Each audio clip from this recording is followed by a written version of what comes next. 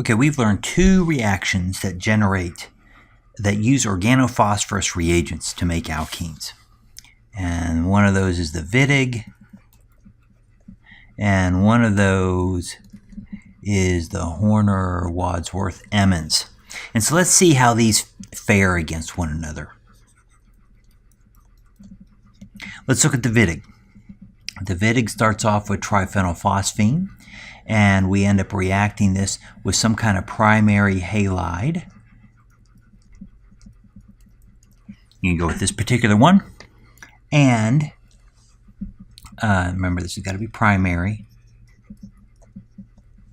And we're going to generate some kind of phosphonium salt.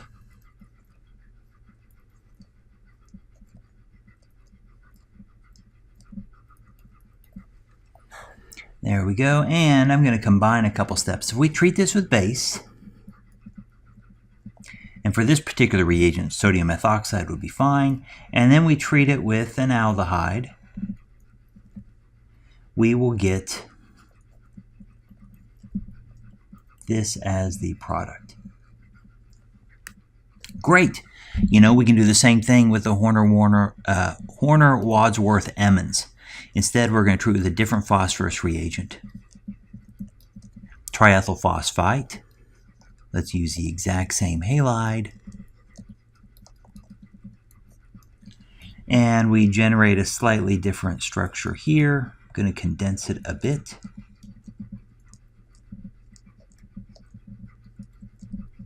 Our phosphonate ester. And just like with the Wittig, we treat this with base and an aldehyde. And what we get is the same alkene, happens to be an alpha beta unsaturated ester. So why would we use one versus the other? Well, as it turns out, Horner-Wadsworth-Emmons has some advantages. So this is pro Horner-Wadsworth-Emmons. One is for the Wittig, the side product of this reaction is triphenylphosphine oxide. That is not polar. In fact, it's an organic molecule, and it tends to be a troublesome impurity with your organic product. In contrast, in the Horner-Wadsworth-Emmons,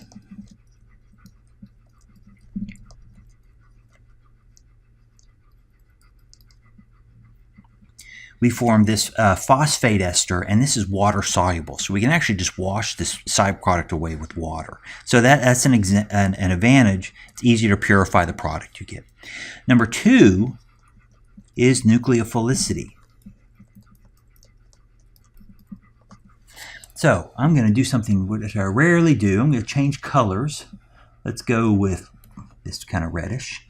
In this reaction, we're going to deprotonate this species in the middle and form it as an anion. And so I'm going to draw that anion in pink to show it's kind of, I've added it later to the scheme. As it turns out, in the Wittig, our nucleophile is actually neutral. Okay, yes, this is a carbanion, but the carbanion is next to a phosphorus plus. It's net neutral. This, in the Horner-Emmons-Wadsworth, the anion we form is truly an anion. It's a better nucleophile. The nucleophile we generate in the Horner-Wadsworth-Emmons is actually more reactive, and that tends to give us a better reaction. Okay, let's get out of this red mode. What's the third advantage? The third advantage is a little bit harder to articulate, but because this anion that we can form, it's kind of interesting. We can do SN2 chemistry with this. So we said in the middle of the screen, we can only do this on primary halides, make these organophosphorus reagents. As it turns out, with the Horner-Emmons-Wadsworth, the phosphonate ester, we can take this and we can do SN2 chemistry here before we do the reaction. So we could convert this reagent to something like this.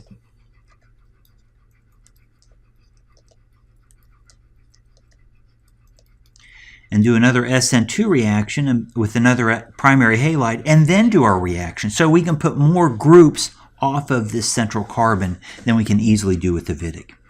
There is, however, one advantage to the Wittig. The Wittig it turns out works best. So let's go plus for the Wittig.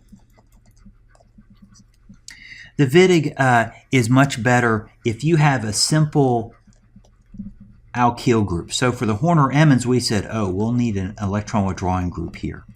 That's not true for the Wittig. You can have simple alkyl groups and still do this reaction, still get the alkene. You can kind of do it with the Horner-Emmons, but it just doesn't work as well. It takes a lot more work. So there are differences in the reaction, but for the reactions for which the Horner-Emmons-Wadsworth-Emmons works very well, it's really a better reaction than a Wittig reaction. Wittig reaction is a classic organophosphorus reaction, but the Horner-Wadsworth is probably the winner.